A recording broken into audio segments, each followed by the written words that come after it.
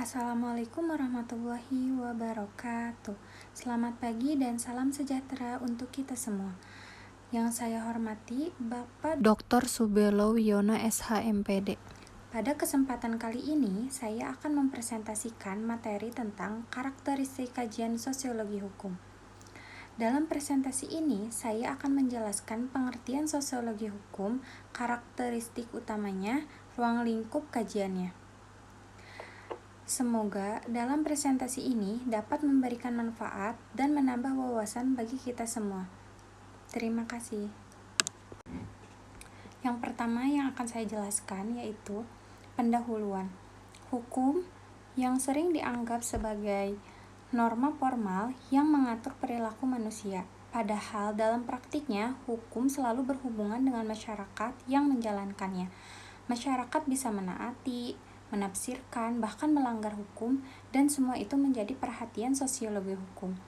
Karena itu, ilmu ini sangat penting untuk memahami hubungan timbal balik antara hukum dan kehidupan sosial.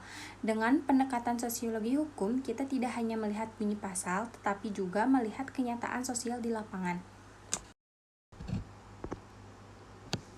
Baik, selanjutnya yaitu pengertian sosiologi hukum.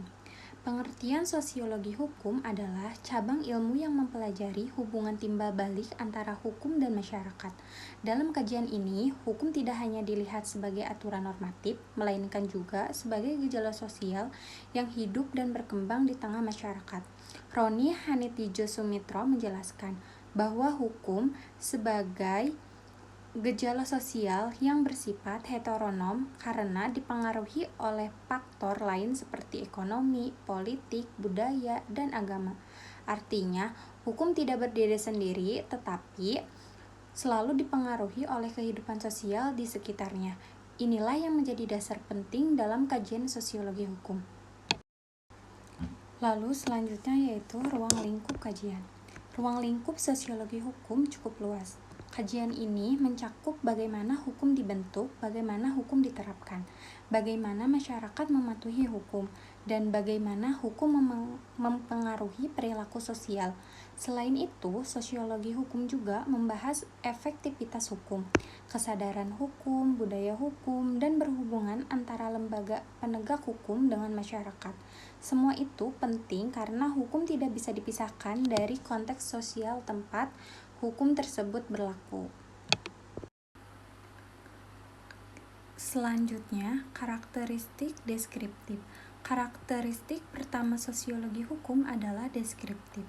Deskriptif berarti menggambarkan kenyataan hukum sebagaimana adanya di masyarakat. Jadi, sosiologi hukum tidak langsung menilai apakah suatu aturan itu benar atau salah, tetapi terlebih dahulu menggambarkan bagaimana aturan itu dijalankannya.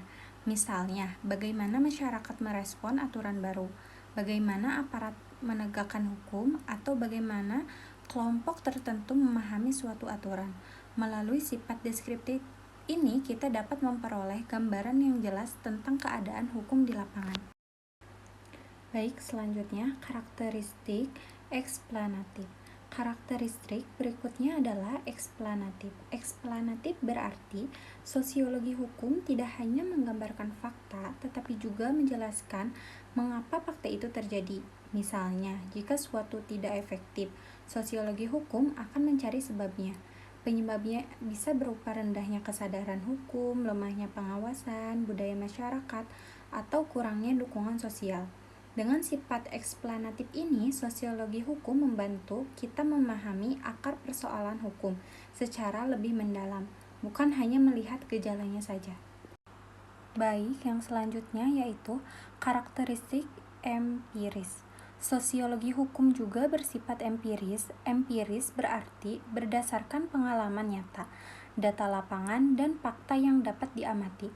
Karena itu, kajian sosiologi hukum biasanya menggunakan penelitian langsung terhadap masyarakat, bukan hanya membaca peraturan. Contohnya, peneliti dapat mengamati bagaimana orang menaati aturan lalu lintas atau bagaimana masyarakat menanggapi kebijakan tertentu.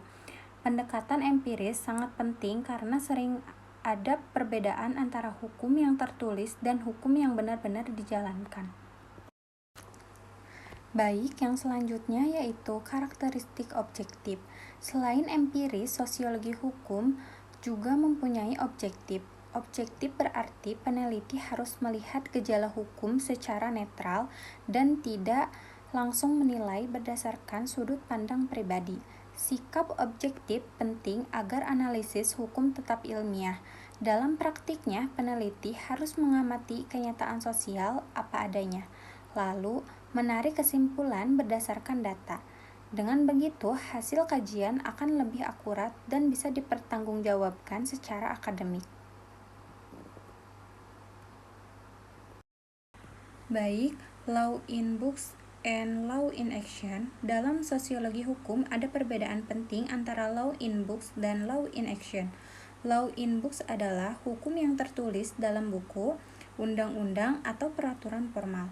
Sementara itu, law in action adalah hukum yang benar-benar hidup dan diterapkan dalam masyarakat. Perbedaan ini menunjukkan bahwa hukum di atas kertas belum tentu sama dengan praktik di lapangan. Banyak aturan yang secara normatif sudah baik, tetapi dalam pelaksanaannya tidak berjalan sebagaimana mestinya karena kondisi sosial tertentu. Yang terakhir yaitu kesimpulan. Kesimpulannya yaitu sosiologi hukum adalah ilmu yang mempelajari hukum dalam hubungan dengan masyarakat. Karakteristik utamanya adalah deskriptif, eksplanatif, empiris, dan objektif. Kajian ini juga menegaskan pentingnya memahami perbedaan antara hukum tertulis dan hukum yang benar-benar dijalankan. Dengan memahami sosiologi hukum, kita dapat melihat bahwa hukum adalah bagian dari kehidupan sosial yang selalu dipengaruhi oleh masyarakat itu sendiri.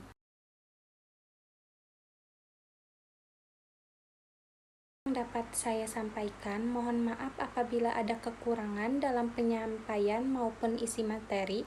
Terima kasih atas perhatian dan waktu yang telah diberikan. Sekian dari saya. Wassalamualaikum warahmatullahi wabarakatuh.